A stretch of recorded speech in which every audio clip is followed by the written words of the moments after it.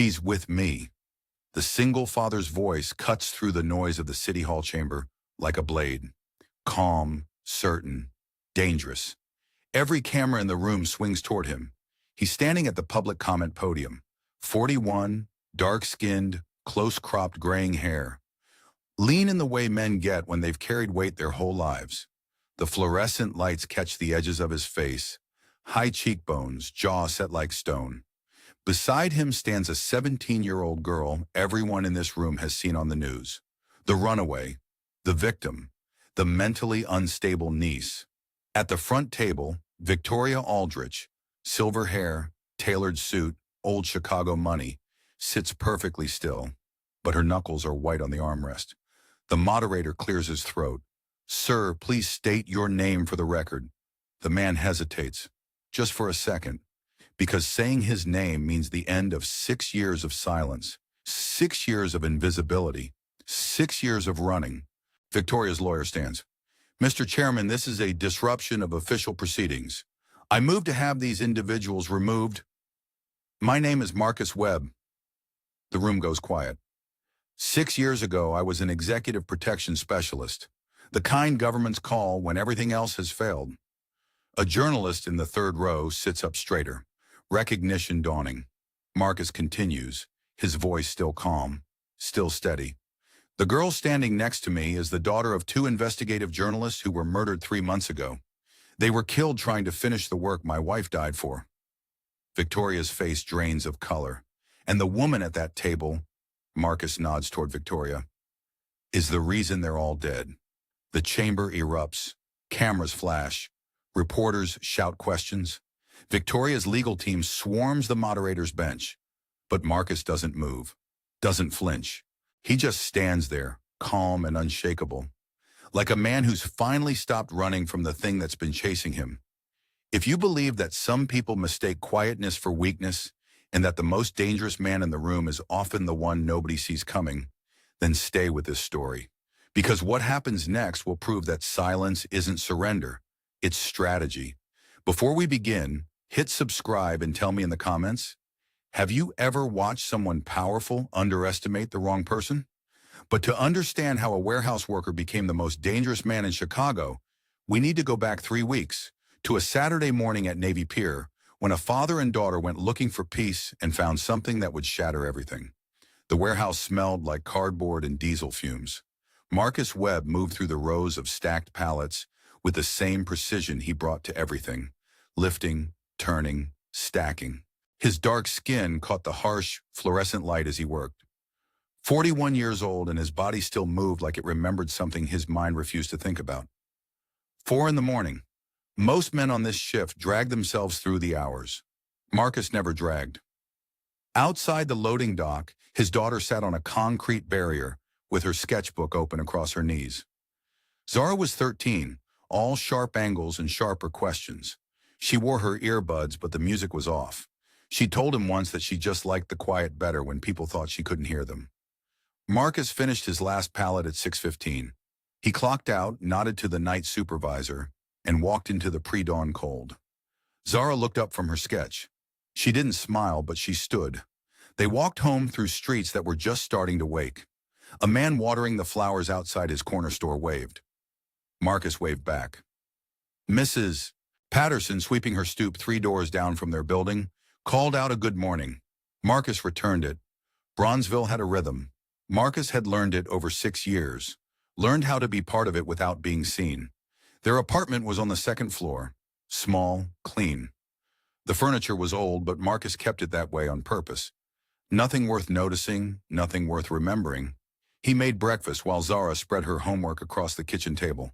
Eggs, toast, orange juice, and mismatched glasses. Zara worked through a math problem, erasing and rewriting the same equation 3 times. Marcus set her plate down and sat across from her. He checked her work, pointed to the 2nd line without saying anything. She saw it, fixed it, kept going. They ate in comfortable silence for a while. Then Zara looked up. "Why do we always sit facing the door?" Marcus didn't pause. "What door?"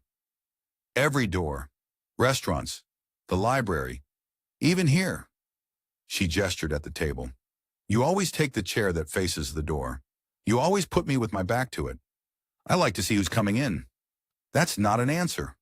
Marcus took a bite of toast, chewed, swallowed. It's the only answer you're getting. Zara stared at him. She had her mother's eyes, dark and unafraid. You do that a lot. Do what? Say things that aren't actually answers. Marcus met her gaze, held it. Eat your eggs. She didn't eat her eggs. I'm not a kid anymore. You're 13. Exactly. Zara leaned forward. I'm old enough to know when you're hiding something. I just don't know what. The apartment was quiet except for the radiator ticking in the corner. Marcus set his fork down. We have a good life here. Quiet, safe. That's enough. For who? For both of us. Zara's jaw tightened. She looked like she wanted to push, but she didn't. Marcus stood and carried his plate to the sink. The water ran hot over his hands with small scars across the knuckles that he never explained. Behind him, Zara closed her notebook. It's Saturday. I know. You don't work Saturdays. I know that too. She waited. Marcus turned off the water, dried his hands on a towel that had been white once. You want to do something? Like what? Navy Pier. Been a while. Zara blinked. They hadn't been to Navy Pier in over a year. Her father didn't like crowds, didn't like open spaces where he couldn't control the exits. But she nodded. Okay, get your sketchbook. Zara disappeared into her room. Marcus stood at the sink and stared out the small kitchen window at the building across the alley. Brick and fire escapes, laundry hanging on lines. 6 years in this apartment, 6 years of invisible. He heard Zara moving around in her room, packing her bag. Marcus walked to the front door, checked the locks, checked them again. Zara came back out with her backpack slung over one shoulder. She watched him test the deadbolt a second time. Dad, yeah, the door's locked. Marcus stepped back, nodded. Let's go. They walked down the stairs and out onto the street. The morning sun was just starting to burn through the clouds. The neighborhood smelled like coffee and frying bacon from the diner on the corner. Marcus fell into step beside his daughter. She looked up at him. You okay? I'm fine. You seem... She stopped, searched for the word. Tense. Marcus almost smiled. Almost. I'm always tense. Zara shook her head but didn't argue. They walked toward the bus stop in silence. Behind them, the door to their building swung shut. Marcus didn't look back, but his hand moved to his pocket. Check for his keys. Check for his wallet. Check for things that weren't there anymore and hadn't been for 6 years. Zara noticed. She always noticed. But this time she didn't ask. Navy Pier smelled like popcorn and lake water. The late morning sun beat down on wooden planks worn smooth by a million footsteps. Families moved in slow clusters. Street performers juggled and played guitar. The Ferris wheel turned against a cloudless sky. Marcus walked beside Zara with his hands in his pockets. She'd stopped at a bench near the water and pulled out her sketchbook. The wheel was her subject today, all geometric lines and careful shading. He bought 2 lemonades from a vendor and brought one back to her. Thanks, she said without looking up. Marcus watched the crowds, tourists with cameras, kids chasing each other, a man selling balloons shaped like cartoon characters. Normal, safe, boring, everything he'd wanted for 6 years. Zara finished her sketch and flipped the page. Can we walk to the end? Sure. They moved through the crowd. Zara kept her sketchbook tucked under one arm. Marcus kept his breathing steady and his eyes forward. Then he saw her, near the public restrooms. A girl, 17 maybe, white, blonde hair pulled back, expensive clothes, the kind that came with a trust fund and a private school tuition, and terrified. 2 men flanked her, dark suits, earpieces. They weren't touching her, but they didn't need to. Their bodies formed a wall. Marcus's hand went to Zara's shoulder, stopped her mid-step. What? She asked. He didn't answer. The girl's eyes swept the crowd, searching, desperate. Then they found Marcus. She mouthed one word. Help! Marcus's jaw tightened. Every instinct he'd buried for 6 years screamed at him to turn around. Walk away. This wasn't his problem. This wasn't his life anymore. But the girl's eyes held his, and his feet moved. Dad? Zara's voice was confused, worried. Marcus crossed the distance in 5 seconds, positioned himself between the girl and the two men.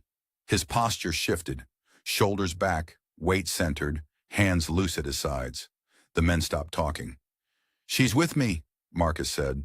His voice was calm, quiet, but something in it made the men go still. One of them reached for his radio. The girl stepped closer to Marcus. Her whole body was shaking. "Sir," the first man said, "this doesn't concern you." "It does now." The second man spoke into his radio, low and fast. Marcus didn't move, didn't blink. Zara had caught up. She stood a few feet back, watching her father with an expression he'd never seen before. Confusion, fear, something else, recognition maybe, of a person she'd never met. The radio crackled. The man listened, then nodded. "Someone's coming," he said. Marcus kept his eyes on them, read their stance, their hands, the angle of their shoulders. These weren't security, they were handlers.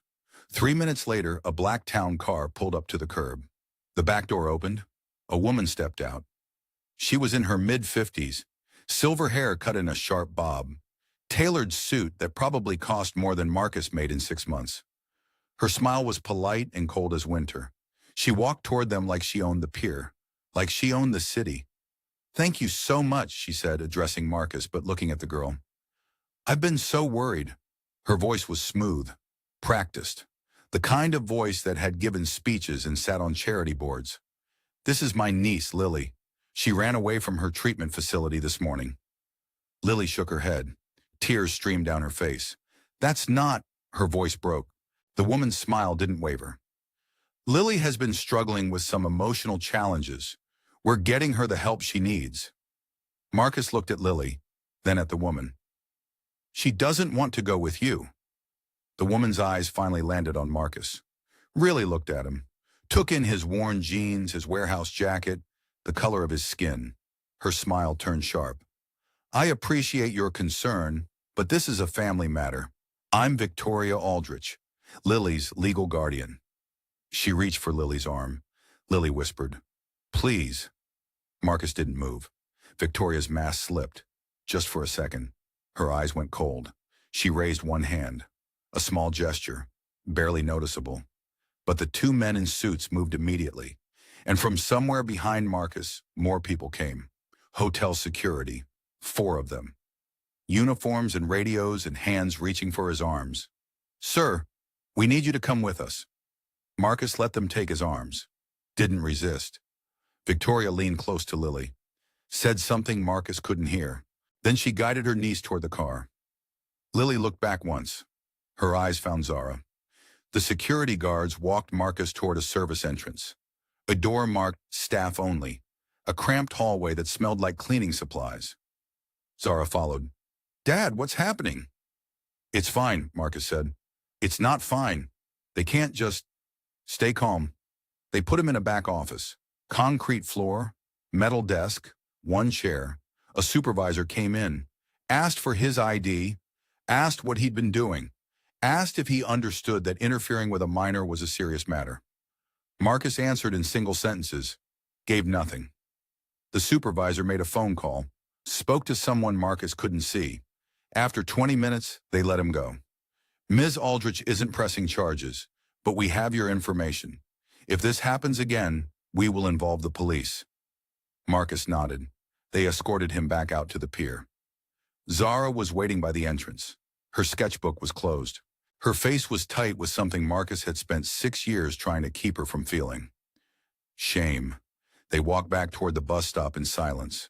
Tourists laughed around them. Kids ate ice cream. The Ferris wheel kept turning.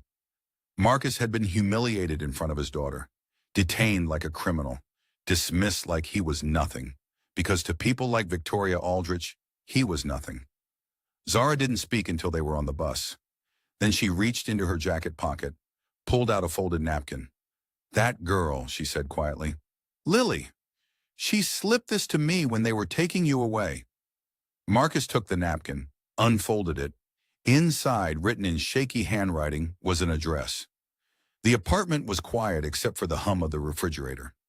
Marcus sat at the kitchen table with the napkin spread flat in front of him. The address was written in shaky blue ink. A street name, a number, nothing else. Zara stood in the doorway. Her arms were crossed. Her jaw was set. "What are you going to do?" she asked. Marcus didn't look up. "Nothing. Nothing. It's not our business." Zara stepped into the kitchen. "She gave me that for a reason. She's scared. People do things when they're scared." She asked for help. Marcus folded the napkin, creased it once, twice. "And I tried. You saw what happened. You let them take her." "I didn't have a choice." Zara's voice rose. "You had a choice. You just didn't make it." Marcus looked at his daughter. She was standing with her weight forward, hands balled into fists at her sides, ready to fight. He spoke quietly. "Sit down." "I don't want to sit down." "Sit down." Zara pulled out a chair, sat, but her eyes never left his face. Marcus set the napkin between them. "You think I should have done more? At the pier?" "Yes." "You think I should follow this address and see what happens?" "Yes." "And what do you think happens after that?" Marcus leaned forward. "That woman has money, power, connections. You saw how fast she made me disappear into that office. You think she can't do worse if I push?" Zara's hands were flat on the table now. "So we just forget about it? We live our lives. We stay safe. We don't get involved in things that can hurt us. A girl is in trouble." "Girls are in trouble every day," Marcus said. "I can't save all of them." The words came out harder than he meant. Zara flinched. The refrigerator hummed. A car passed outside. Someone laughed on the street below. Zara stood. Her chair scraped against the linoleum. "You're a coward." Marcus's breath caught. "You saw someone who needed help and you walked away. That's what cowards do." She left the kitchen. Her bedroom door closed. Not a slam. Worse, a quiet, deliberate click. Marcus sat alone with the napkin. He should throw it away. Forget the girl. Forget the pier. Go back to work on Monday and stack boxes and keep his head down and protect the only thing that mattered. Zara. But his daughter had just called him a coward, and she wasn't wrong. Marcus stood, walked to the trash can, held the napkin over the opening. His hand didn't move. He closed his eyes, saw the girl's face, the terror in her eyes, the way she'd whispered, "Please." Marcus walked back to the table, opened his laptop. The screen glowed blue in the dim kitchen. He hadn't used this machine for anything real in years. Job applications, a few emails. That was it. He opened a browser, typed 2 words into the search bar. Victoria Aldrich. The results loaded. Real estate developer. CEO of Aldrich Development Corporation. Born into old Chicago money. Her father had owned half the South Side before he died. She'd inherited everything and turned it into an empire. Current project. Aldrich Lakefront. A $1 billion development that would reshape 3 miles of coastline.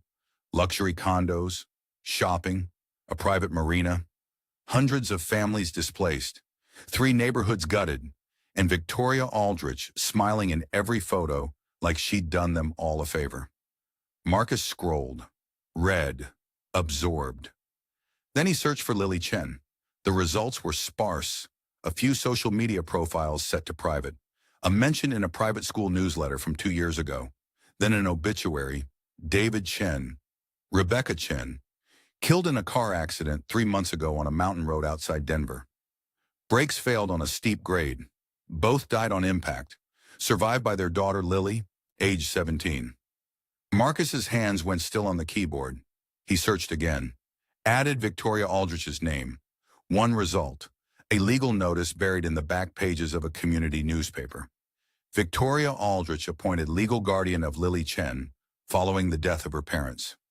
Marcus sat back. Read it again. An aunt swooping in within days of the accident. Taking custody. Then what? He searched for Lily's name combined with psychiatric treatment. Nothing public. But that didn't mean anything. Those records would be sealed. Marcus stared at the screen. Every instinct he'd honed over 20 years in protection work was screaming at him. The body language of those men at the pier, not family, not concerned relatives, handlers. Victoria's performance, polished, practiced, too smooth, And Lily's eyes. The desperation. The certainty that no one would believe her. This girl wasn't troubled. She was being erased. The napkin sat next to the laptop. The address written in a shaking hand by someone who knew she was running out of time. Marcus heard a voice in his head. Simone's voice. From 6 years ago. From a lifetime ago. If you see something, you act. She's 500 said that to him 100 times. 1,000. It was who she was. A journalist who ran toward danger while everyone else ran away. And it had gotten her killed. Marcus had made a vow the day they buried her.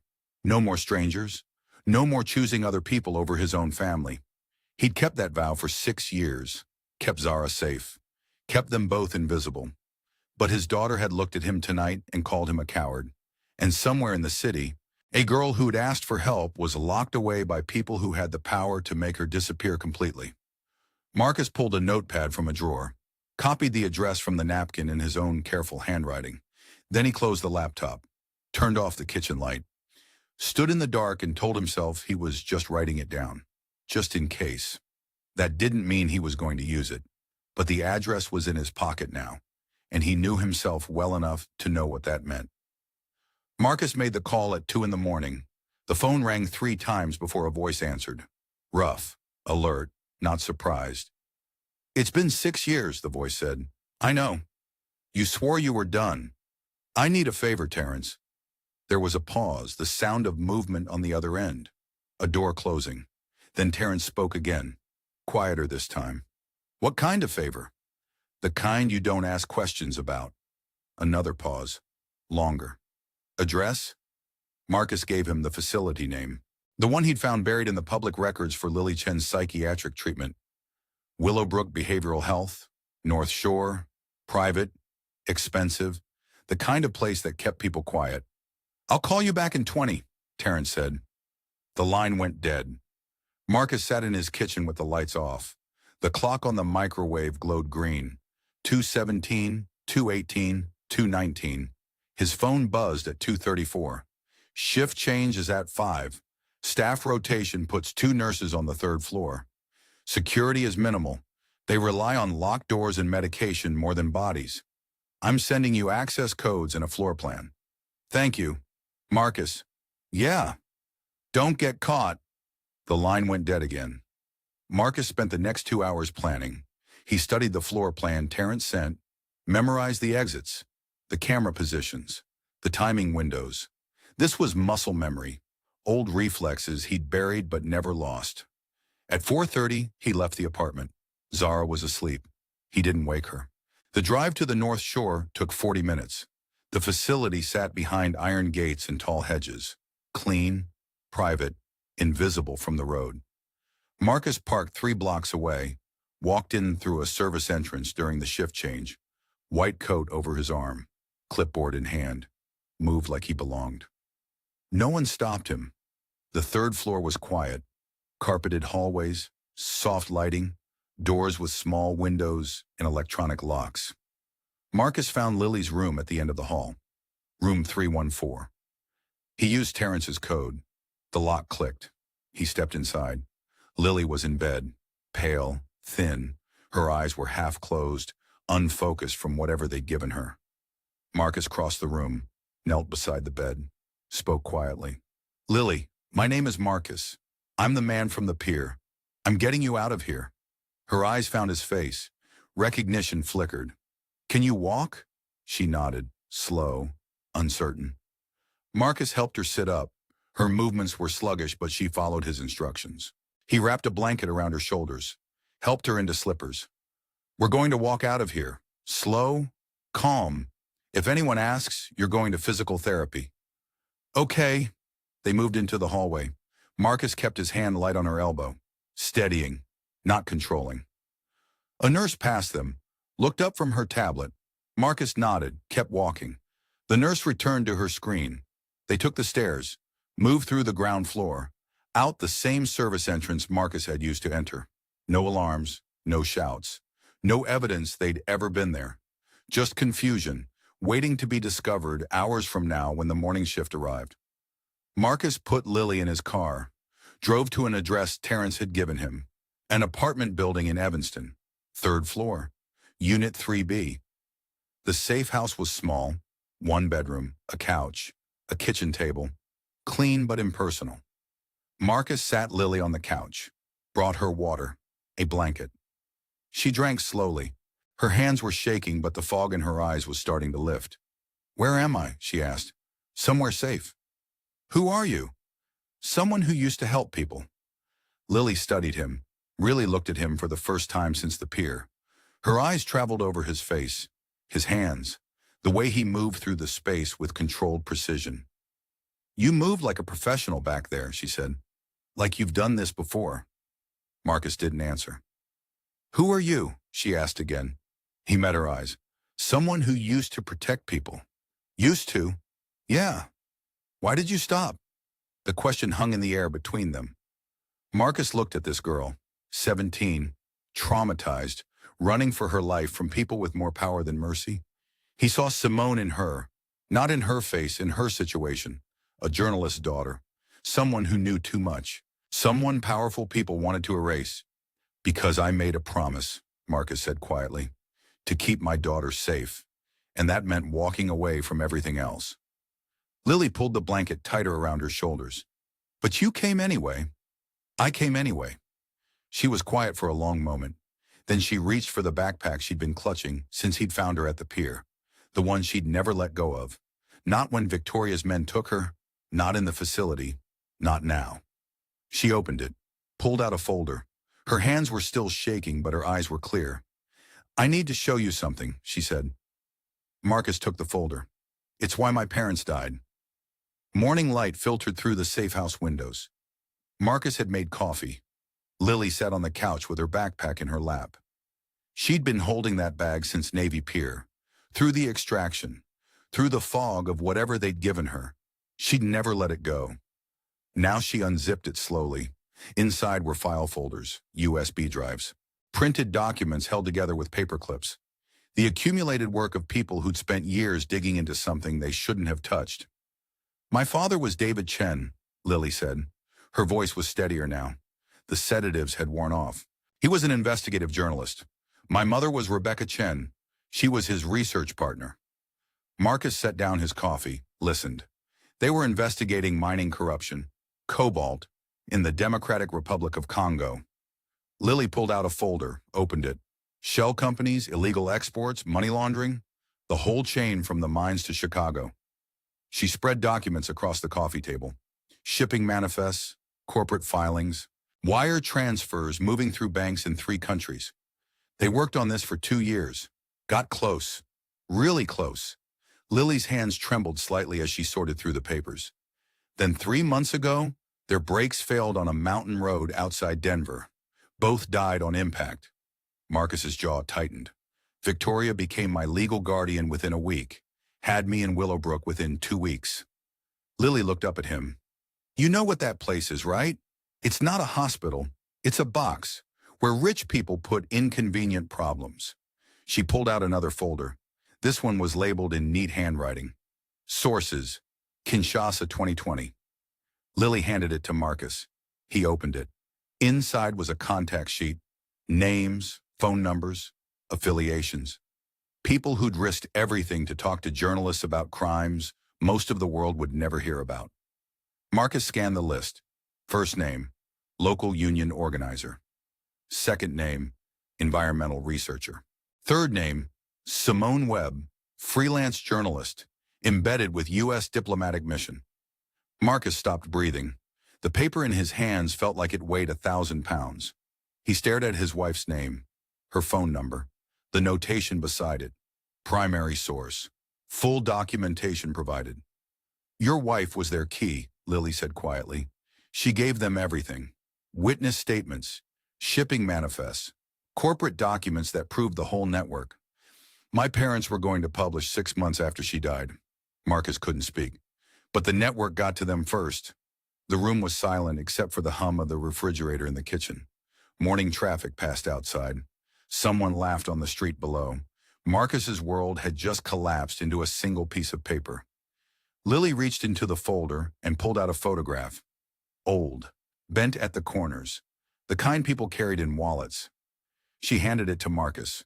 The photo showed two people at a cafe, outdoor seating, bright sunlight, a woman with dark hair pulled back, wearing a press vest and cargo pants, a man in glasses, notebook open on the table between them.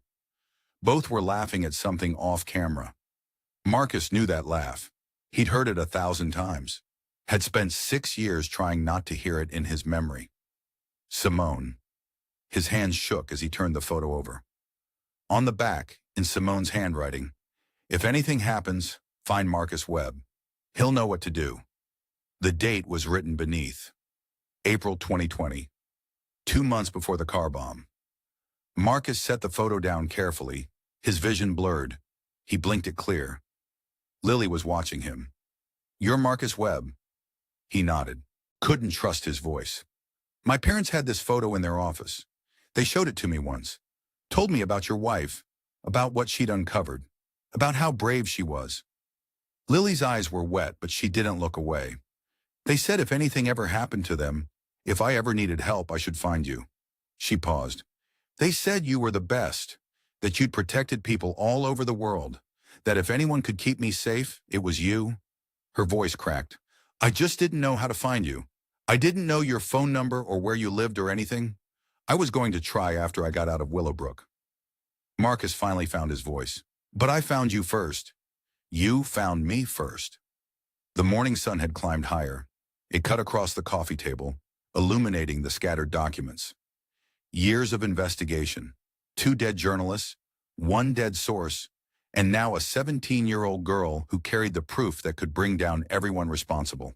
Marcus picked up the photo again, looked at Simone's face. That smile, the way she always leaned forward when she was excited about a story, the way her eyes lit up when she knew she'd found something that mattered. She hadn't been collateral damage. She'd been the target, and for 6 years Marcus had hidden from that truth. Told himself it was an accident of war. Wrong place, wrong time. A bomb meant for someone else. But Simone had been exactly where she was supposed to be, doing exactly what she'd always done, finding the truth, no matter the cost. Marcus set the photo down, looked at Lily. "Your parents tried to finish what Simone started." "They did. And Victoria Aldrich's empire is built on the same money that killed all of them." Lily nodded. "Her real estate development is funded by shell companies tied to the mining network. My parents documented everything. The paper trail runs straight from the Congo to Chicago." Marcus stood, walked to the window, looked out at the ordinary morning, people walking dogs, cars looking for parking, a world that had no idea what corruption looked like when it wore expensive suits and gave to charity. Behind him, Lily spoke quietly. "I know you walked away from this life. I know you made a promise to keep your daughter safe, and I know helping me means breaking that promise." Marcus didn't turn around. "But my parents died trying to finish your wife's work, and Victoria is going to kill me too if someone doesn't stop her." The words hung in the air. Marcus closed his eyes, saw Simone's face in that cafe in Kinshasa, laughing, alive, chasing a story that would cost her everything. He'd spent 6 years running from her death. Now he was standing face to face with the proof that it had meant something. Marcus turned back to Lily. "I'm not saving a stranger," he said quietly. Lily looked up at him. "I'm finishing what Simone started." Marcus sat down across from Lily. The morning sun cut sharp angles through the safe house windows. "I need to tell you who I was," he said. Lily waited. "My name is Marcus Webb. For 22 years, I worked executive protection, diplomats, heads of state, people who needed to stay alive in places where that was hard." His voice was steady, quiet. "They called me Phantom. I coordinated security details on 3 continents: Bogota, Baghdad, Kinshasa." He paused. The word Kinshasa hung between them. "I was good at it. The best, some people said. I kept people alive when everyone else had given up." Marcus looked down at his hands, the scars on his knuckles. The wear of a life spent protecting strangers? "Then 6 years ago, I was 300 miles outside Kinshasa, protecting a State Department official, and a car bomb went off in the city, killed a journalist embedded with the diplomatic mission. His throat tightened. My wife. Simone. Lily's eyes were wet, but she didn't look away. I walked away that day, made a vow. No more strangers. No more choosing other people over my family. No more violence. Marcus met Lily's gaze. I never read the full reports on what happened. Couldn't bear to know the details. Told myself it was wrong place, wrong time. A bomb meant for someone else. He picked up the photograph Lily had shown him. Simone at that cafe. Alive. Laughing. But she wasn't collateral damage. She was the target. Lily nodded slowly. The same network that killed her killed my parents 3 months ago. And now Victoria's trying to kill me. Victoria's real estate empire is funded by shell companies tied to those mining operations. My parents documented everything, the whole chain. Marcus set the photo down. But it's not complete. You said they were missing something. Lily pulled another folder from her backpack. One piece of evidence, a recorded confession from a company executive. Names everyone. Proves the entire chain from Congo to Chicago, Victoria Aldrich included. Where is it? Safety deposit box, First National Bank downtown, under my mother's maiden name. Lily's hands trembled. But getting it means exposing you, going public, walking into the open. Marcus was quiet for a long moment. Then he heard footsteps in the hallway outside. Fast, urgent. The door opened. Zara stood there, 13 years old. Backpack over one shoulder, face flushed from running. Marcus stood. How did you? I made Terrence tell me the address. Zara's voice was sharp, accusing. You left before I woke up. No note, no explanation. Just gone. She stepped into the apartment, saw Lily on the couch, saw the documents spread across the coffee table, saw the photograph of a woman she'd never met but had seen in picture frames her whole life. What's happening? Zara asked. Marcus closed the door. Locked it. You shouldn't be here. Neither should you, but here we are. Lily started to gather the documents. Marcus stopped her with a gesture. She's already involved, he said quietly. She gave you the napkin. She asked the question. She deserves to know. So he told her everything. Who he'd been, what he'd done, why Simone had died, why Lily's parents had died, why Victoria Aldrich was trying to erase the last person who knew the truth. Zara listened without interrupting. Her eyes moved from her father to Lily, to the documents, to the photograph. When Marcus finished, the apartment was silent. Zara walked to the coffee table, picked up the photo of Simone, studied her mother's face. You always said she died in an accident, Zara said. I thought she did. But she didn't. No. Zara set the photo down, looked at her father. And now you know the truth. You know who killed her. You know why. Her voice was steady, clear. So what are you going to do? Marcus looked at his daughter, at Lily, at the photograph. 3 women, one dead, one desperate, one demanding the truth. And Marcus Webb, who had spent 6 years hiding from the world, stacking boxes in a warehouse, pretending he was just another man getting by, had a choice to make. Run again, disappear with Zara. Let Lily face Victoria alone. Keep the vow he'd made 6 years ago, or finish what Simone started. I'm going to finish it, he said. The words came out quiet, final. Lily's breath caught. You're sure? I'm sure. Zara crossed her arms. How? The recording. We get it. We expose her. We make sure everyone knows. She has power, Lily said. Money. Connections. She'll destroy you. She'll try. She'll say you kidnapped me, that you're unstable, dangerous. Probably. Your life, your job, everything you built here. It'll be gone. Marcus looked at the photograph again. Simone, alive, chasing a story that would cost her everything. It's already gone, he said. His phone rang. The sound cut through the apartment like a blade. All 3 of them looked at it. Unknown number. Marcus picked it up, answered. Mr. Webb. The voice was smooth, controlled, familiar. We need to talk about the girl you kidnapped. Victoria Aldrich. Marcus's grip tightened on the phone. His other hand went to the edge of the table, steadying. She's safe, he said. She's sick, unstable. She needs help. She needs to be away from you. Victoria's voice hardened, just slightly, the polish cracking at the edges. You have no idea what you've gotten yourself into. No idea who you're dealing with. Marcus looked at Lily, at Zara, at the evidence spread across the table. Yes, he said quietly.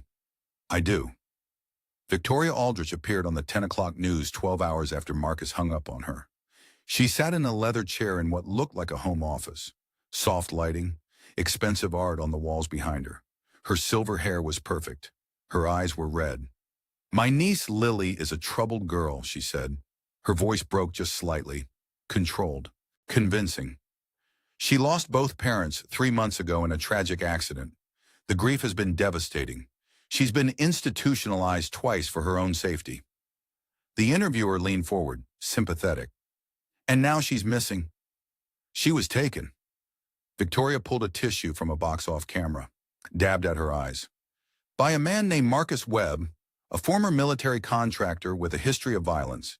He approached Lily at Navy Pier on Saturday and physically intervened when my security tried to bring her home. The screen cut to security footage, grainy, black and white. Marcus stepping between Lily and the two men in suits. The audio was isolated, enhanced.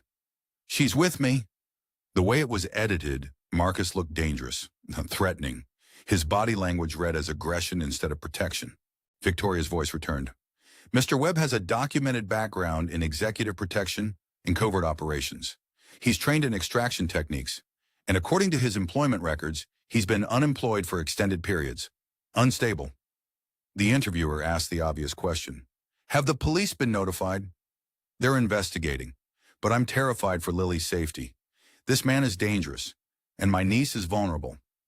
Marcus watched from the safe house couch. Zara sat beside him. Lily was in the kitchen, hands shaking around a glass of water. She's lying, Lily whispered. I know, Marcus said. But it didn't matter. Victoria's performance was flawless.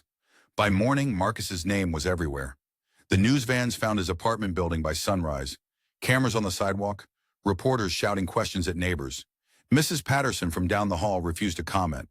The man from the corner store said Marcus had always seemed quiet, kept to himself. You never really know people, the man said into a microphone. By noon, Marcus's warehouse supervisor called. The conversation was short. We're letting you go. Effective immediately. Security concern. Understood. The line went dead. Terrence called an hour later. His voice was tight, careful. It's spreading through the networks. People are recognizing your work. The extraction, the facility had no footage, but the technique was yours. Clean, surgical, phantom signature. Marcus rubbed his eyes. How bad?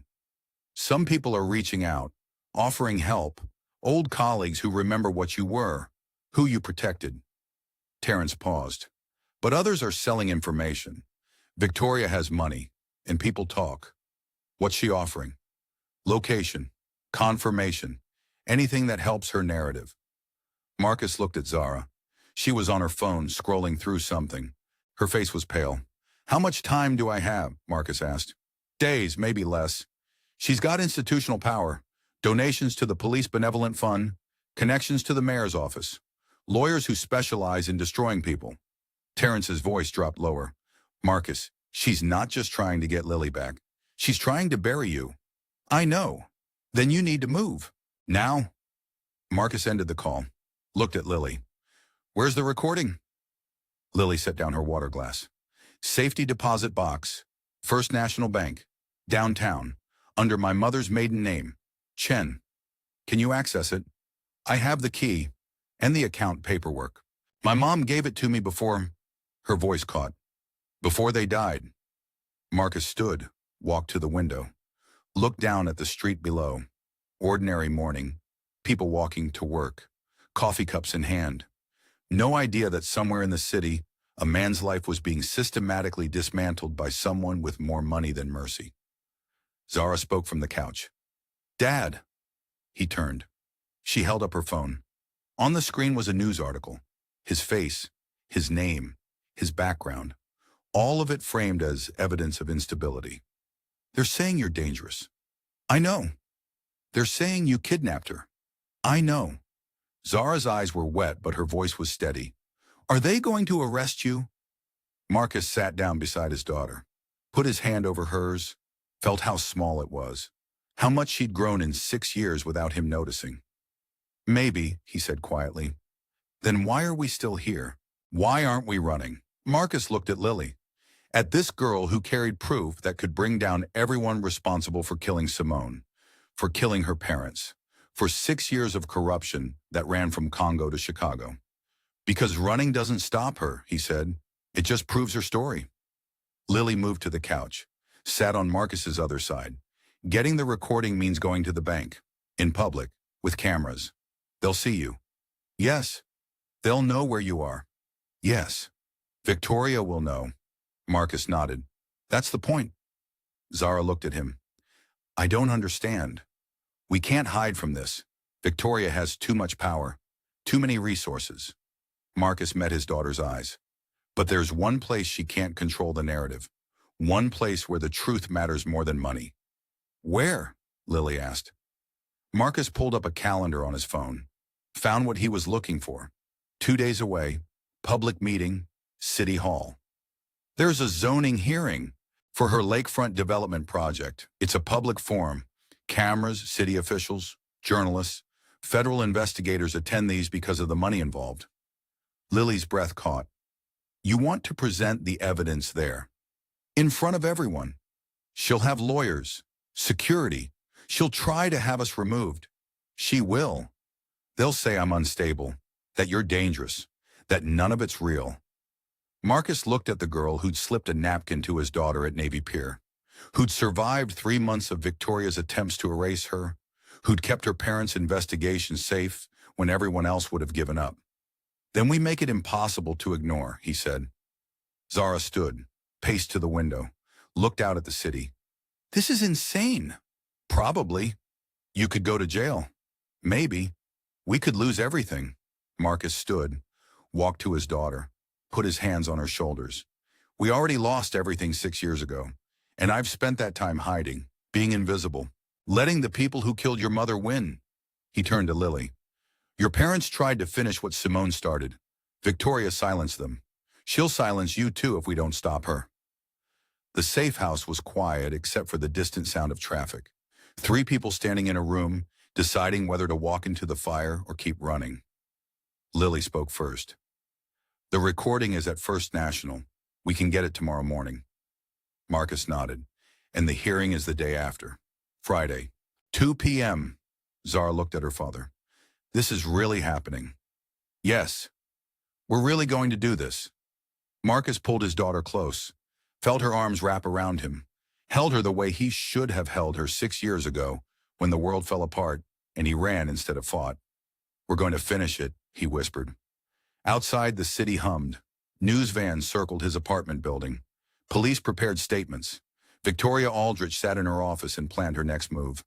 And Marcus Webb, who had been invisible for 6 years, who had hidden from his past and his guilt and his wife's death, made a choice. He was done running. City Hall smelled like old wood and floor polish. The zoning hearing room was packed. City officials at the front table, journalists in the gallery. Victoria Aldrich's legal team in expensive suits, 3 rows deep, cameras on tripods along the back wall. Marcus walked in with Lily beside him. Every head turned. The room erupted, chairs scraped, voices overlapped. A camera flash went off. Victoria sat at the front table beside her lead attorney. Her silver hair was perfect. Her suit was tailored. But her eyes locked on Marcus with the kind of hatred that came from being challenged by someone she'd already dismissed. Her attorney was on his feet immediately. Mr. Chairman, I move to have these individuals removed. The young woman is a minor under protective custody. The man is under active police investigation for her abduction. This is a clear disruption. The moderator, a thin man in his 60s with reading glasses on a chain, raised his hand. Mr. Webb, you have 30 seconds to state your purpose, or I'll have security escort you out. Marcus walked to the public comment podium. His footsteps echoed in the sudden quiet. Lily stayed close behind him. He looked at the moderator, then at the cameras, then at Victoria. My name is Marcus Webb. I'm here to present evidence relevant to the funding sources of the Aldrich Lakefront Development Project. Victoria's attorney stepped forward. Objection. This hearing is limited to zoning compliance, not unsubstantiated accusations from a disturbed. Let him speak, the moderator said. Marcus opened a folder. His hands were steady. The primary investor in the Aldrich Lakefront Development Project is a shell company called Meridian Holdings. Meridian is funded by cobalt mining operations in the Democratic Republic of Congo. Those operations have documented human rights violations, environmental crimes, illegal exports. He placed the first document on the overhead projector. A shipping manifest appeared on the screen behind him. Journalists in the gallery started taking notes. Cameras zoomed in. Victoria's attorney objected again. Mr. Chairman, this is completely outside the scope. I'm listening, the moderator said. Marcus laid out the evidence piece by piece. Corporate filings showing the ownership chain. Wire transfers moving money through 3 countries. Witness statements from miners in Kinshasa. Export records that didn't match official reports. His voice never rose, never wavered. Just presented facts in the same calm tone he'd used to talk down hostage takers in Bogota, to coordinate security details in Baghdad, to protect people who needed protecting. Victoria remained composed. When Marcus finished, she leaned toward her attorney, whispered something. The attorney stood. These are fabrications, conspiracy theories from a man with documented mental health issues and a history of violence. Mr. Webb has kidnapped my client's niece, fed her lies, and is now attempting to destroy a legitimate business venture because of his own paranoid delusions.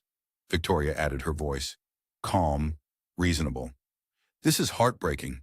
Lily needs help, and this man is using her to further his own disturbed narrative. The room shifted. Doubt crept into faces. Cameras turned toward Marcus. He'd known this would happen, expected it. Marcus reached into his pocket, pulled out a small USB drive, held it up. This is a recording, he said quietly, made by a company executive named Thomas Brennan. He details the entire money laundering chain, from the mines in Congo to the shell companies in Chicago, and he names Victoria Aldrich as a knowing participant. The room went absolutely still. Marcus plugged the drive into the podium's audio system. The speakers crackled. Then a voice filled the room. Male, American, educated. My name is Thomas Brennan. I was CFO of Meridian Holdings from 2018 to 2023. What I'm about to describe is the systematic laundering of money generated through illegal cobalt extraction in the Democratic Republic of Congo. The voice was clear, specific, damning.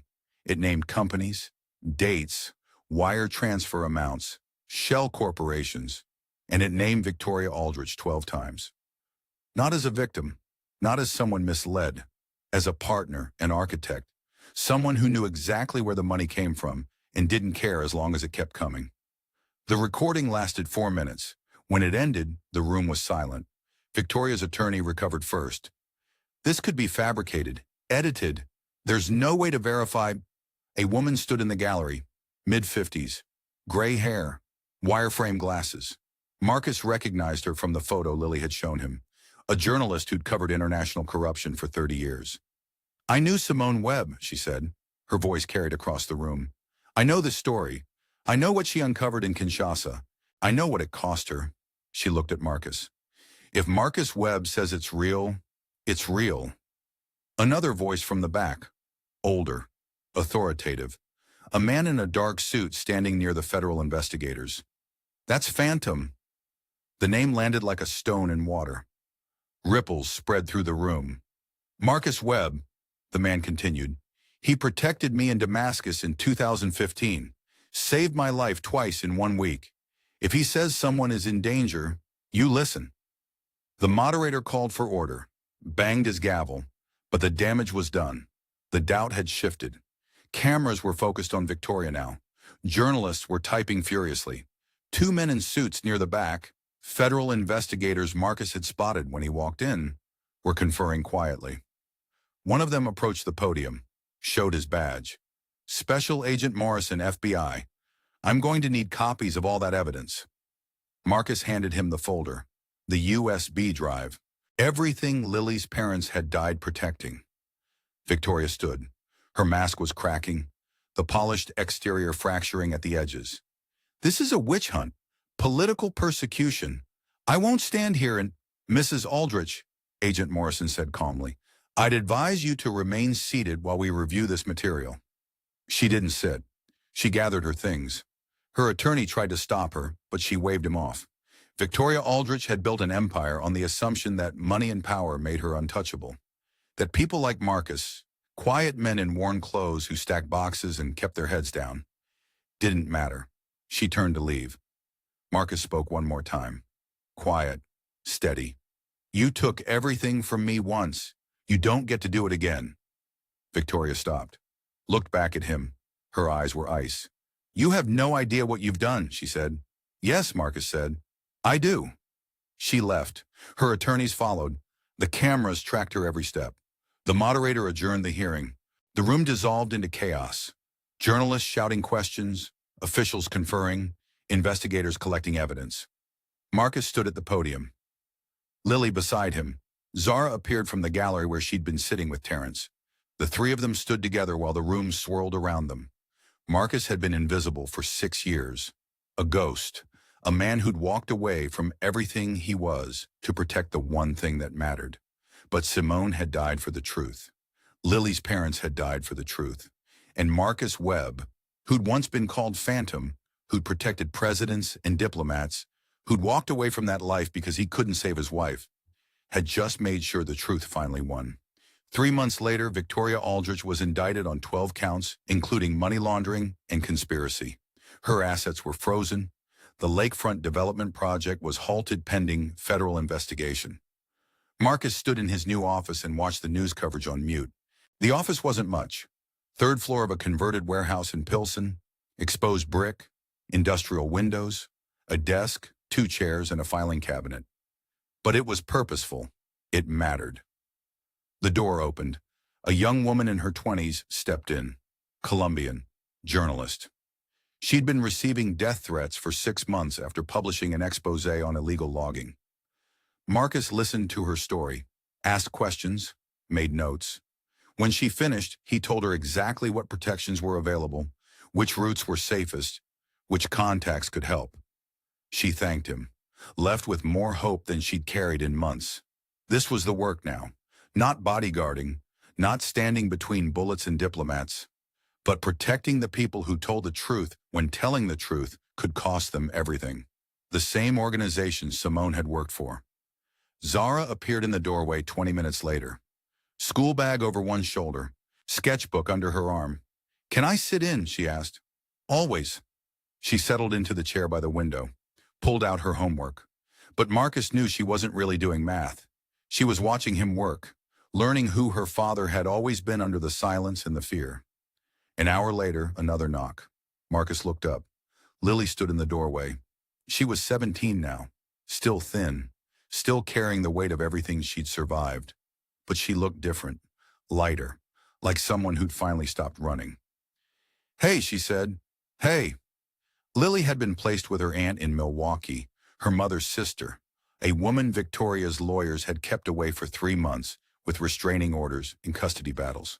A woman who loved Lily and wanted to know everything about David and Rebecca Chen.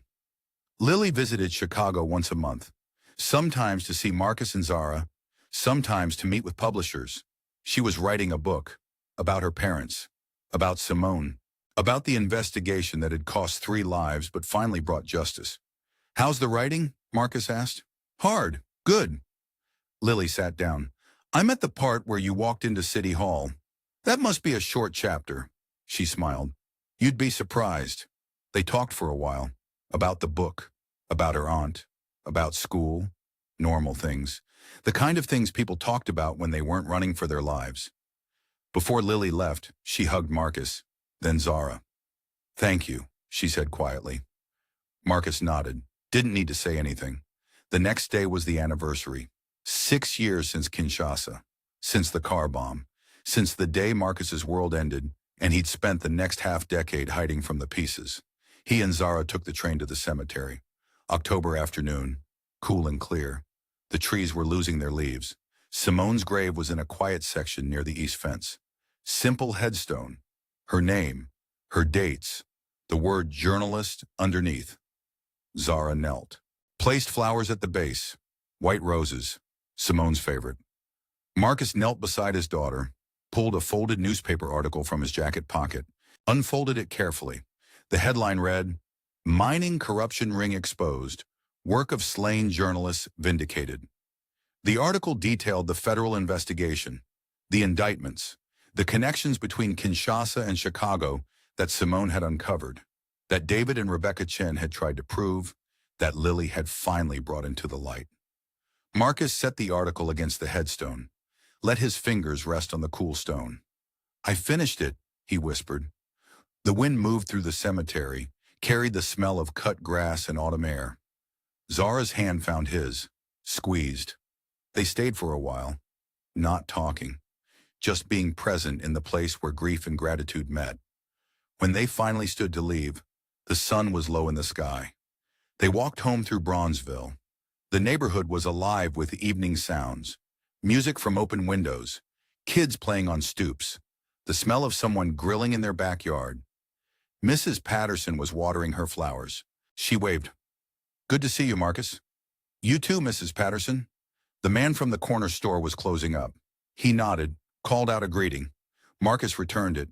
These were the rhythms of a normal life, the kind of life he tried to build 6 years ago by hiding, by being invisible, by pretending he was just another man stacking boxes. But normal didn't come from hiding. It came from being seen, from being known, from standing up when standing up cost you everything. They reached their building, climbed the stairs. The apartment smelled like the dinner Marcus had started that morning in the slow cooker. Zara dropped her bag, went to her room, came back with her sketchbook. "Want to see what I've been working on?" "Always." She showed him. A portrait, charcoal, a woman with dark hair and fierce eyes, press vest, cargo pants, notebook in hand, Simone. Marcus's throat tightened. "It's for the book," Zara said. "Lily asked if I could do illustrations. I said yes." He looked at his daughter, 13 years old, growing up in the shadow of a mother she barely remembered, and a father who'd spent 6 years afraid to be himself. But she wasn't growing up in shadow anymore. She was growing up in light. "It's perfect," Marcus said. They ate dinner together, talked about school, about work, about Lily's visit, normal things, important things. After dishes, Zara went back to her room to finish homework. Marcus stood at the window, looked out at Bronzeville at dusk. The neighborhood was settling into evening, lights coming on in windows, people heading home. Zara appeared beside him, leaned against the windowsill. "Do you miss it?" she asked. "Miss what?" "The quiet, when it was just us, when nobody knew who you were." Marcus looked at his daughter, thought about the man he'd been 3 months ago. Invisible, silent, stacking boxes in a warehouse and pretending that was enough. "No," he said. "I don't." Zara smiled, bumped his shoulder with hers. They stood there together as the sun set over Chicago. Father and daughter, no longer running, no longer hiding. Just two people who'd walk through fire and come out the other side. Somewhere in Milwaukee, Lily was writing their story. Somewhere in a federal courthouse, justice was being served. Somewhere in a cemetery, 3 graves held 3 people who'd died chasing the truth. And here, in a small apartment in Bronzeville, Marcus Webb was finally home. Not because he'd found peace, not because the pain was gone, but because he'd learned what Simone had always known, that the greatest act of love is not protecting those you've lost, but honoring them by protecting those they would have saved. Zara went back to her homework. Marcus started cleaning the kitchen, and in the gentle rhythm of an ordinary evening, something extraordinary settled into place. A life rebuilt, a promise kept, a story finished.